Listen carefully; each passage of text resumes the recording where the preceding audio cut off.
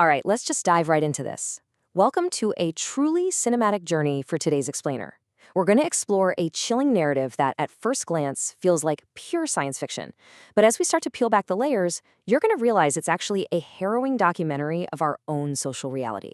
This isn't just a story, it's a mirror held right up to the very way we live, breathe, and survive. I want you to stop what you're doing and just imagine something for a second.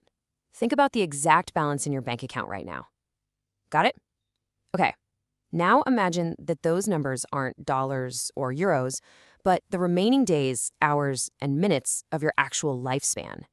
If you run out of money, you don't just go broke. Your life instantly ends. If your bank account hits zero, you die. How differently would you live today? Section 1. The ultimate currency. We're stepping into the year 2169. Humanity has achieved the ultimate scientific breakthrough. Genetic engineering has literally made people immortal.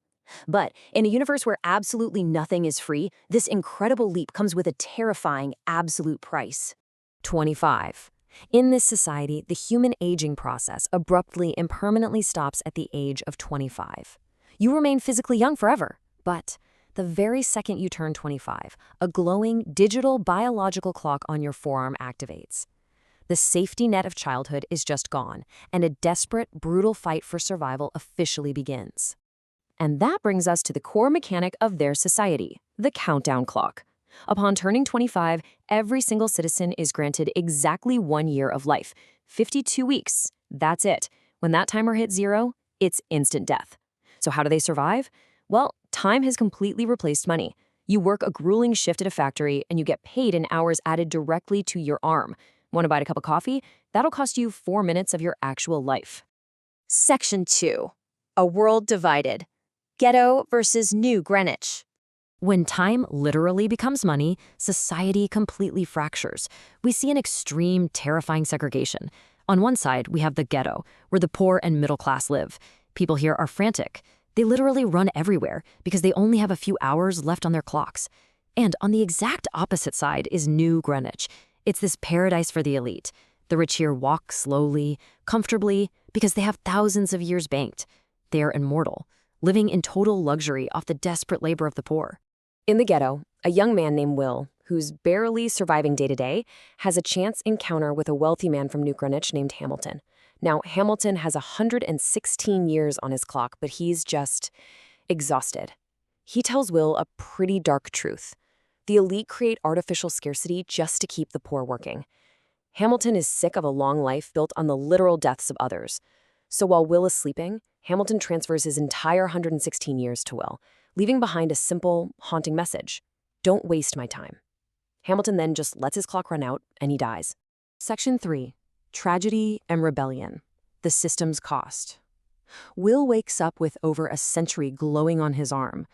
But before he can even process this unimaginable wealth, he's thrust into a heartbreaking tragedy that acts as the catalyst for an unprecedented rebellion. Just 1 second. Will's mother, Rachel, was just trying to get home, but the elites arbitrarily doubled the bus fare from 1 hour to 2 hours of life. Rachel didn't have enough, so she's forced to sprint across the city as her clock is rapidly ticking down. Will realizes she's in trouble and just runs toward her to transfer some of his new time. They're running toward each other, reaching out, but Rachel's clock hits zero. She dies, right in Will's arms, missing salvation by just 1 agonizing second.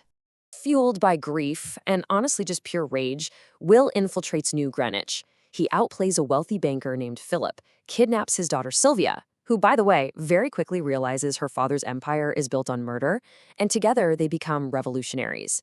They break into Philip's personal vault, steal a time capsule containing 1 million years of life, hoarded from the poor, and they distribute all of it to the ghetto. By giving the poor infinite time, they collapse the elite's entire system of artificial scarcity. Okay, let's step out of the movie for a second. We've just broken down this fast-paced sci-fi thriller, but I want to ask you something directly. Why does this fictional world feel so unsettlingly familiar? Because honestly, the story we just told isn't just a movie about the future. It is a striking metaphor for right now. Section 4. The illusion of normalcy, the real-world matrix. We really need to shatter this illusion. We look around and think the way we work, live, and struggle is just how things are. But the source material for today's explainer argues that our modern real-world system is actually designed a lot like the elite strategy in this story. Think about it. It creates artificial scarcity. It demands you stay constantly busy, exhausted, and panicked about bills, just like the people running in the ghetto, so you never actually have the free time to stop, think, and question the rules. And it keeps you hooked by selling you the illusion that one day, if you just grind hard enough, you'll join the elite. Look at the harsh math of our world. We literally have enough resources on Earth right now for everyone to live comfortably. Yet, the source points out that roughly 90% of the population spends their entire lives surviving day to day, trading their existence for basic needs like food and shelter. Meanwhile, a tiny fraction of the 1% hoards billions in wealth that simply sits there, totally unused, exactly like that million years locked away in the banker's vault. Section 5, the real-world matrix, trading life for money. The crucial point here is understanding the true cost of our daily grind. The source material presents a heavy, heavy truth. When you go to a job you don't care about just to pay the bills, you think you're just trading your skills for money. You aren't. You are making a literal, irreversible transaction of your life energy. You are trading a finite piece of your lifespan. You just don't have a glowing digital clock on your arm to physically show you that those hours are permanently gone. And the parallels the source draws are pretty undeniable. Those predatory time banks in the fiction, that represents our high-interest credit card debt and predatory loans, designed to keep you working forever just to pay them off. The ghetto, where everyone is frantic and running out of time, that's the modern rat race. And the immortal elite, sitting on thousands of years, that represents the billionaire class, living a completely isolated, stress-free existence fueled entirely by the labor of the masses. 15,000. I really want this number to sink in for a moment. If you're an average adult who has already lived a decent portion of your life, you might only have about 15,000 days left until you die. Every single day you wake up, that invisible clock ticks down.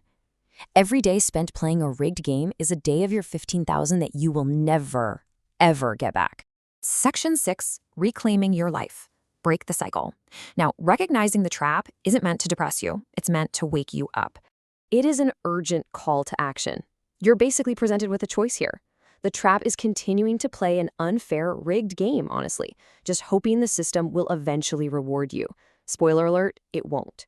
But the source points out that every system has a glitch. The glitch is found through profound understanding. When you truly see the system for what it is, when you stop valuing the money over the irreplaceable time it costs you to get it, you can finally step outside the matrix. So our final takeaway from all of this, stop trading your finite existence for an illusion. Break free. Your time is your life. It is the single most valuable currency in the universe, and it is actively being drained from you.